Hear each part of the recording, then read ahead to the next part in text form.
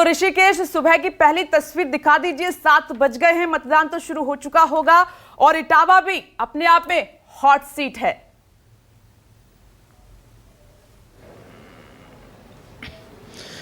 विपनेश, बिल्कुल थोड़ा तस्वीर सुहाना है, क्योंकि देखिए पहली तस्वीर जो है आपको मतदाता कतार में नज़र आ रहे हैं। ये देखिए एक बूथ यहाँ पर है जहाँ पे मतदाताओं की कतार लगनी शुरू हो गई है। जो दूसरी तस्वीर है, ये देखिए कि दूसरा बूथ है, यहाँ भी मतदाताओं की कतार लगनी शुरू हो गई है। और तीसरा जो मेरे ठीक उधर है वहाँ भी मतदाता अब कतारबद्ध है। तो जो कम वोटिंग का परसेंटेज चिंता का सबब था चुनाव आयोग के लिए, राजनीतिक दलों के लिए, वो कम से कम ये तस्वीर देखकर राहत की सांस ले रहे होंगे। क्या इस बार मुद्दे हैं? वोटिंग बड़ा कम परसेंटेज हो रहा था, इस बार का उत्साह कैसा है आप लोगों के बीच में? मैं वोट डालने आए बड़ा खुशी से। रिटायर के बाद अभी तो चांस मिला नहीं। इस बार के सर मुद्दे क्या हैं? क्या राष्ट्रीय स्तर के मुद्दे हैं आप लोगों के लिए, या फिर इटावा के लोकल इशू हैं? हमारा कोई मुद्दा नहीं, सब सही है।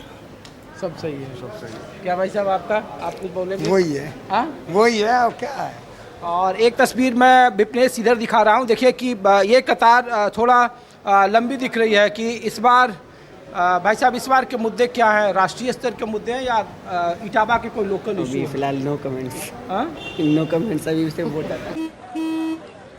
चल हो जा शुरू। केसरिया से मन जोगी हुआ रे, दिल झूमे देखो पतवारा हुआ रे, दिल झूमे देखो पतवारा हुआ रे। हर पल मनाओ केसरी त्योहार। विमल, बोलो जुबान केसरी।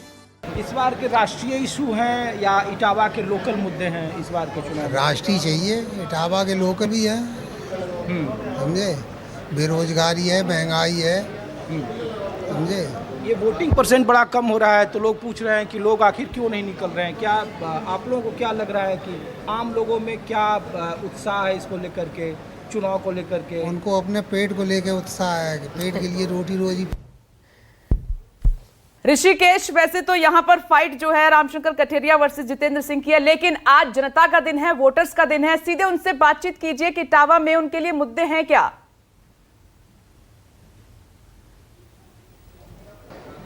देखिए, बिल्कुल मैं यही सवाल पूछ रहा था कि क्या इस बार के मुद्दे राष्ट्रीय स्तर के हैं या फिर उत्तर प्रदेश के क्षेत्रीय हैं या फिर इटावा के लिए हैं? इटावा के लिए क्या, पूरे उत्तर प्रदेश में काम नहीं है, परेशान है जनता।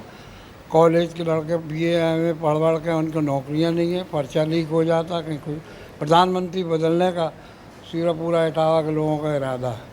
चलिए, क्या है इस बार सर स्थानीय लेवल पे मुद्दे? मुल्ला जी ने बता दिया, सही है। अरे मुल्ला जी से मैं थोड़े पूछ रहा हूँ, मैं तो आपसे पूछ रहा हूँ। आपके अपने बदलने का सही चाहिए कि हम बदलना चाहे। बेकार रोजगार चल रही, बैठे बैठे पस्त पड़ जा, न कारोबार चल रहे हैं न कुछ कर रहे हैं, बच्चे मरे जा रहे बेकार। आप कुछ बताएंगे चाचा, क्या है इस बार के मुद्दे इटावा के लिए? इटावा के लिए या आप लोगों के लिए?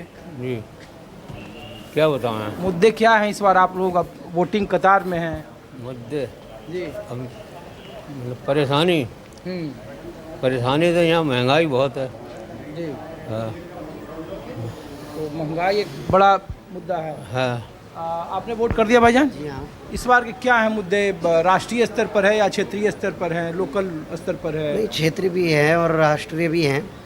जैसे कि हम तो देख रहे हैं महंगाई बढ़ती जा रही है और नौकरियों को लेकर के कोई नौकरी वगैरह के लिए लोग बहुत परेशान हैं और दिन ब दिन महंगाई बढ़ती चली जा रही है ये। और मुझे तो विकास नहीं दिख रहा, बस इस एक अपना बोर्ड दिखाया, कास्ट किया है जो आपने, उंगली दिखाई है जो। तो ये देखिए मतदाताओं की कतार में फिर एक बार दिखा रहा हूँ, एक बार माहौल दिखा रहा हूँ कि देखिए जो कतार लगनी है वो शुरू हो गई यहाँ पे, और कुछ महिला भी हैं यहाँ पे अलग अलग बूथ पर। इस बार के मुद्दे क्या हैं सर आप लोगों के लिए? विकास, राष्ट्रीय स्तर पर। राष्ट्रीय स्तर पर हाँ, विकास, गुंडागर्दी, माफियागिरी के खिलाफ विकासवाद। अच्छा, इस बार वोटिंग परसेंटेज भी बड़ा कम था, इटावा का तो ऐसे भी 55% का ट्रैक रिकॉर्ड था। तो क्या इस बार तो मौसम भी लग रहा है कि खराब होगा? मौसम अच्छा ही होगा। अच्छा, मौसम अच्छा ही होगा। तो आपके स्थानीय प्रतिनिधि 5 साल यहाँ एक्टिव रहे आप लोगों के लिए, स्थानीय प्रतिनिधि के हिसाब से आप लोग वोट कर रहे हैं। या फिर राष्ट्रीय मुद्दों पर, राष्ट्रीय मुद्दों पर। राष्ट्रीय मुद्दों पर? हाँ। मैडम इस बार के क्या है मुद्दे? बढ़िया है, हाँ?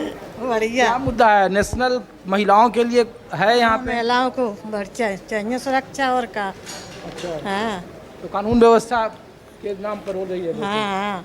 चलिए, तो ये देखिए मैं फिर एक बार माहौल दिखा रहा हूँ कि लोग बड़े कतारबद्ध हैं और लोग यहाँ पे ये देखिए कि एक तरफ महिलाओं की कतार है, दूसरी तरफ पुरुष हैं। तो ये इस बार के जो बार बार कहा जा रहा था कि वोटिंग परसेंटेज कम है, मतदाताओं में उत्साह नहीं है, लेकिन मैं जिस बूथ पर हूँ, हालांकि सुरक्षित सीट है ये, रामशंकर कठेरिया जो 2019 में जीते, इस बार हालांकि उनके खिलाफ नाराजगी जरूर है, लेकिन राष्ट्रीय मुद्दों पर एक वोटिंग का ट्रेंड है। तो ये सबसे अहम चीज़ है। बसपा इस चुनाव में कहाँ है, बहुजन समाजवादी पार्टी, ये भी महत्वपूर्ण है, क्योंककि जब भी यहाँ अकेले लड़ी है इटावा में तो बहुजन समाजवादी पार्टी को तकरीबन 2 लाख के आसपास वोट मिले थे।